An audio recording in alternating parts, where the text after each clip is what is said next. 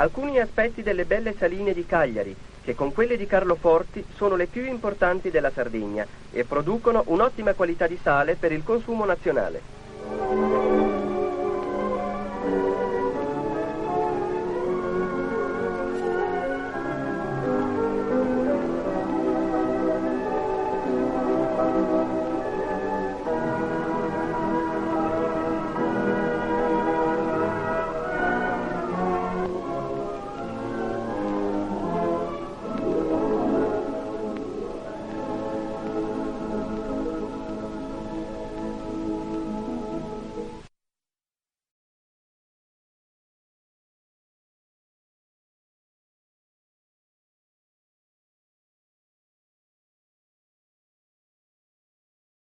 Nelle saline di Macchiareddu, che sono tra le più grandi d'Europa, la macchina regna sovrana.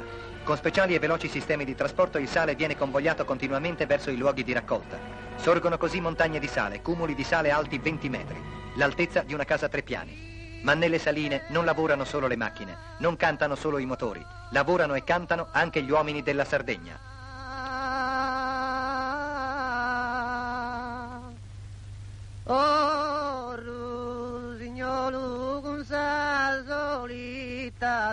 Il sale, pronto per la spedizione, viene avviato su tapis roulant verso l'imbarco o verso capaci capannoni e da qui lo si carica su zattere e barconi. La produzione delle saline di Macchiareddu alimenta una forte corrente di esportazione nel continente e all'estero. In Sardegna il sale non si compra dal tabaccaio come in tutte le altre regioni d'Italia. Non è un genere di monopolio e lo si acquista confezionato in eleganti sacchetti di cellophane dal fruttivendolo, che lo espone accanto alle mele e ai pomidoro.